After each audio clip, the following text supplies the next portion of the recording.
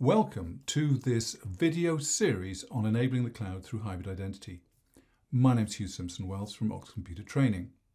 In this introductory video, I'm going to be telling you a little bit about the subject matter, but also about the individual videos, how they relate to each other, and that gets us really to the order in which you might watch them. Now let's be clear right from the start that this is a very Microsoft-centric set of videos. When we talk about the cloud, we're really talking about Microsoft's Azure cloud. When we talk about hybrid identity, we're talking about the Microsoft products that allow you to manage hybrid identity. With that said, let's move on to our first slide where I want to say a little bit about Azure and in particular about Azure Active Directory. In that directory, we would expect to find, amongst other things, a representation of each of the users that are going to be making use of resources here. When one of these users comes along and wants to make use of, for example, an application in Azure or Office 365 or just an internet application in the cloud, if they're integrated with Azure AD, but they can use the Azure directory to authenticate the user, to validate that the user is who they say they are, and also to some extent to authorize them. Now, the way that we authorize people, the way that we control what they're allowed to do, well, there's more than one way of doing it, but a lot of it's going to be handled through group memberships. And if somebody's in a particular group and the people in that group have been given access to some application or been given a license or whatever it is, then that's going to say what it is that they can do. And that's going to apply to Internet apps in general, to Azure, and very importantly, of course, to Office 365, which is the productivity suite that we assume our users in the Microsoft world are going to be using. So there we have the representation of that particular user along with all the other users represented in Azure Active Directory. Now in the hybrid situation, we are assuming that, and these are the only organizations that we're interested in from the point of view of these videos, we're assuming that there is already an on-premises Active Directory doing very much the same job for our user as Azure AD is in the cloud. In other words, we've got an Active Directory which has a representation of each of our users, and when a user wants to make use of an application, if that application, and we'll call it a legacy application to recognize that it's on premises and not in the cloud, when somebody wants to use that ERP system or accounting system or whatever it is, that system can use Active Directory to authenticate the user, in other words, to validate that they are who they say they are, and also to some extent perhaps to authorize their use. Because again, groups and sometimes other mechanisms can be used to decide what that user's allowed to do. Now that user in the hybrid situation wants to have both those things going on at once.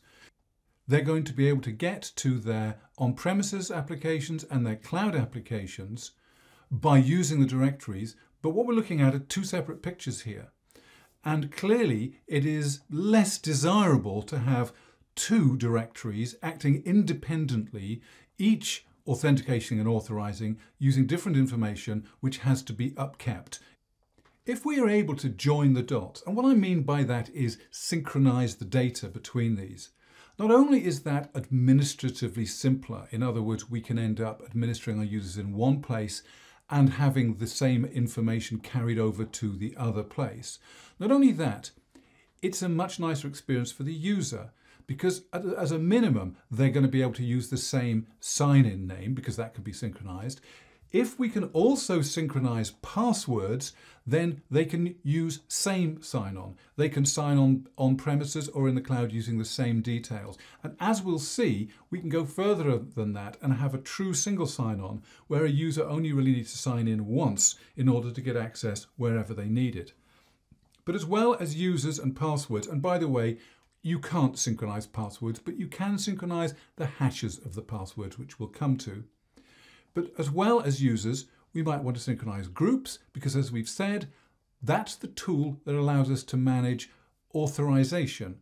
In other words, it handles rights and security and so on, what people are allowed to do. It would be great, wouldn't it, both administratively and from the user perspective and from a security perspective and even a compliance perspective, if we had a consistent approach to this, and having set everything up right in one place, we'll say AD on premises, it is also carried through to another place, in this case Azure AD, the cloud. Also devices. If a device is known and trusted on premises, perhaps it's domain joined, wouldn't it be lovely if it was also known and trusted in the cloud? And we'll see all of this in action in these videos. And the tool that Microsoft has given for us, and by the way, it's free, is Azure AD Connect. It's a very solid, easy to install piece of software, but which actually can be customized to a large extent as well. That's not something we're going to be getting into in these videos. We're going to stick to Azure AD Connect pretty much as an out-of-the-box tool. We do a fuller set of videos on Azure AD Connect to handle that. Azure AD Connect then is the tool we've been given. That can be installed and will synchronize users, groups and devices very happily, primarily from on-premises to cloud, but that's not the whole story. Now, taking this argument a little further, first of all, I've redrawn this to show Azure AD Connect as a simple pump or synchronization engine, but very likely we've got an HR system as well. Now, if that HR system is in the cloud, if, for example, it's Workday, then there are other mechanisms that I'm about to show you for handling this, particularly Workday, which can be integrated directly with Azure AD Connect. So I'm assuming that we're looking pretty much at a legacy HR system here. Otherwise, this isn't very interesting for you. An on-premises or possibly a cloud HR system, but very much the old-fashioned style, not the kind that's likely to be already integrated or soon integrated with Azure AD Connect. Now, very likely our user is not only represented in AD and Azure AD, which as we've seen, we have a tool for synchronizing, but also they're going to have a representation in HR. And more to the point, that representation in HR is likely to be the authoritative information. We can usually rely on HR information being correct. And the reason for that is that so many other things depend on HR information, things like salaries being paid properly and so on. So there is a lot of effort put into making HR information correct.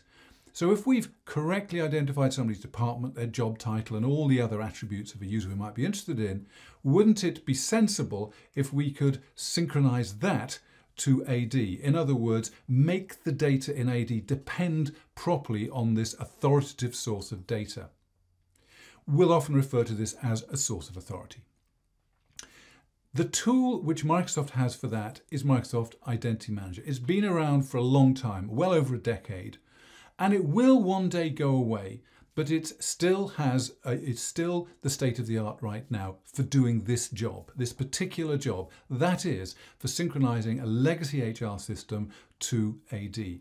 And this is fundamentally the picture that we're going to be dealing with. To complete the picture, let's say that we want our user to have at least same sign-on, preferably single sign-on into these two areas. Let's also say that we want ultimately our Azure AD, our cloud data, our cloud users and even their groups perhaps, to depend on that HR data in a reliable way. So that is the hybrid situation that we're going to be dealing with. I just want to mention joiners, movers and leavers because these are terms that are used quite a lot in this context. We are interested not merely in synchronizing the current situation, but of course in the ongoing management of it. And when somebody joins, we expect them to appear in AD within a reasonable time frame and in Azure AD within a reasonable time frame.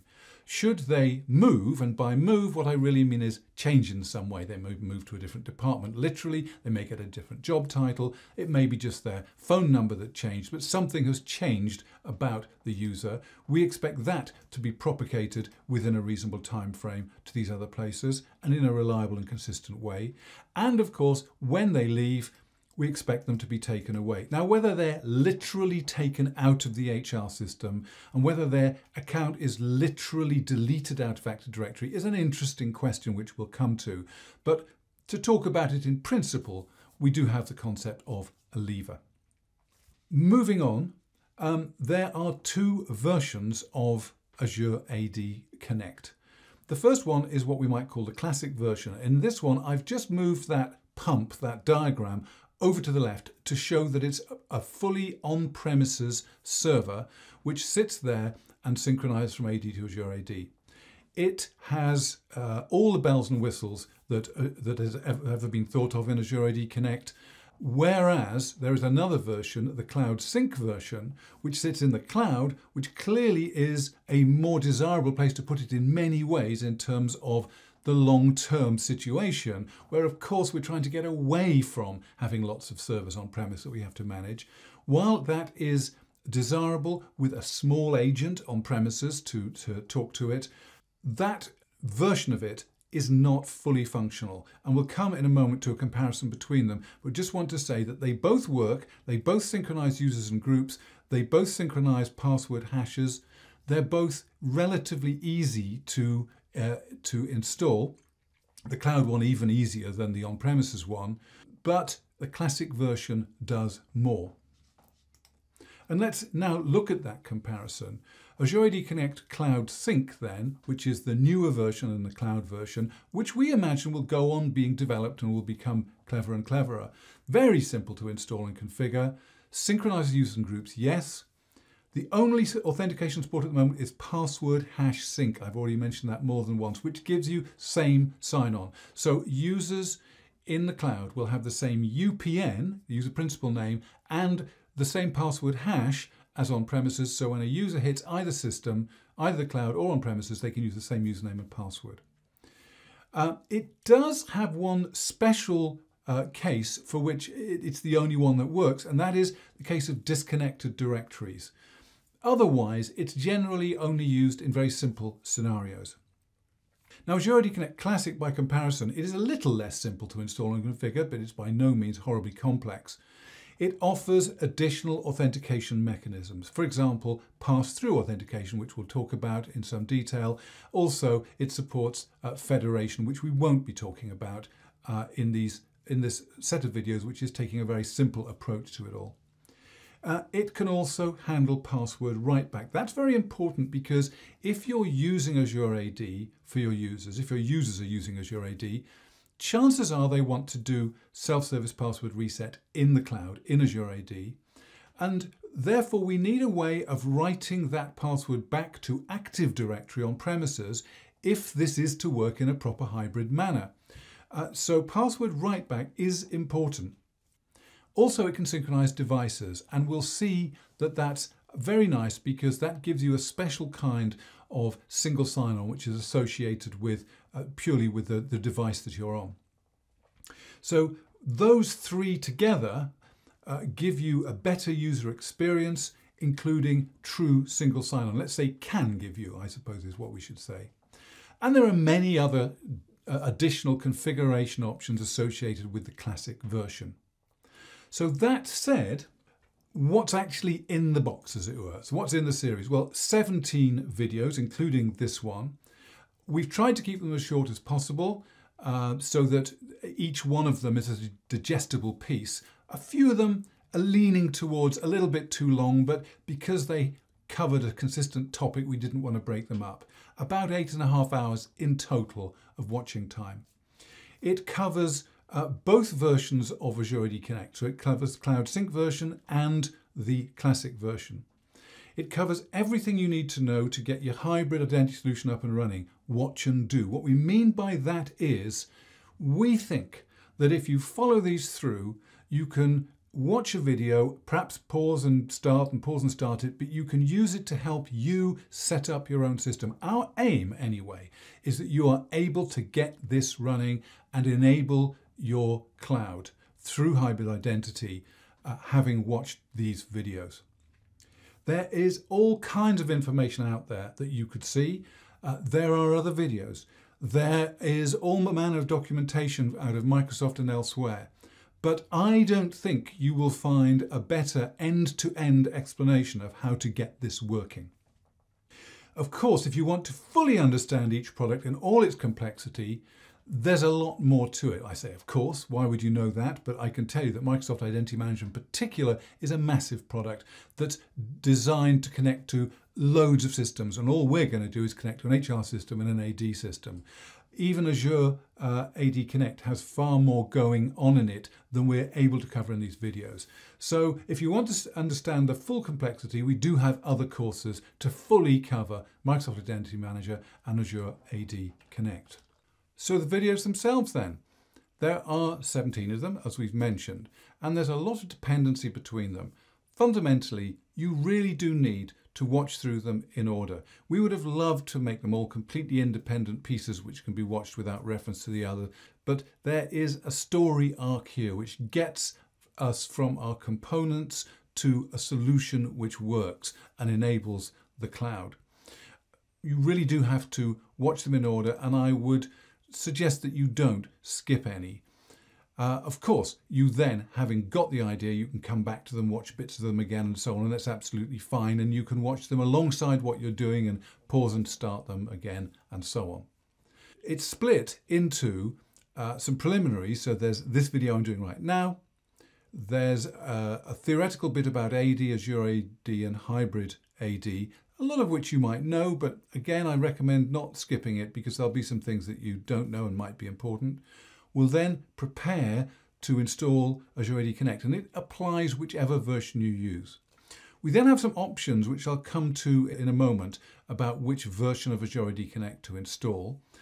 We've then got a big chunk of Microsoft Identity Manager, unavoidable, and it starts with a theoretical piece which is 45 minutes long. I'm sorry about that, but it is important. Please don't skip it, because without it, you really will struggle with what's coming up next, which is the installation, connecting to HR, to AD, and then doing the extensions which are needed to really make it work properly. Finally, and I'll come back to Azure AD Connect in a moment, finally, there is a video on operating MIM with Azure AD Connect Classic, because there isn't a lot of operating that goes on with the cloud version, with the Cloud Sync version. I want to propose 3 potential journeys, and this is the first of them. This is for people really who just want to see the whole thing and work through the videos, seeing how Azure AD Connect Cloud Sync works, and then later replacing it with the classic version to see what that does. So we have this configuration with Cloud Sync, followed by this configuration with the classic version of Azure AD Connect Cloud Sync.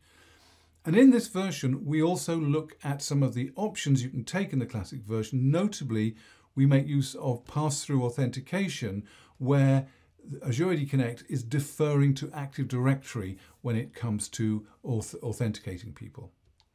The second journey I want to talk about is where you have decided that the Cloud Sync version isn't going to do everything you need. You need, for example, password write-back. You need perhaps pass-through authentication. So you could skip the Cloud Sync version, and in that case, you do this. You do the preliminaries, then you'd install the classic version, and we've made it so that it'll fit alternatively in there. Then you do MIM, and then you do the operation. So you end up with this, basically. The last journey that I want to suggest is where somebody's decided that they don't need what Classic has to offer. They don't need the password write-back necessarily. They don't need password authentication. Quite happy just to synchronize users and their password hashes, and that Cloud Sync will do the job. In that case, you can do this. You can skip altogether the bits that are to do with Classic. So all of those work perfectly well, and some of them allow you to miss out a few videos. So in this case, you would only have the Cloud Sync version. Whichever of those journeys you take, the starting point's the same. So you're going to be starting with the next one, video 2, AD, Azure AD, and hybrid AD. So good luck with this. I hope you enjoy it, and I'll see you in the next video.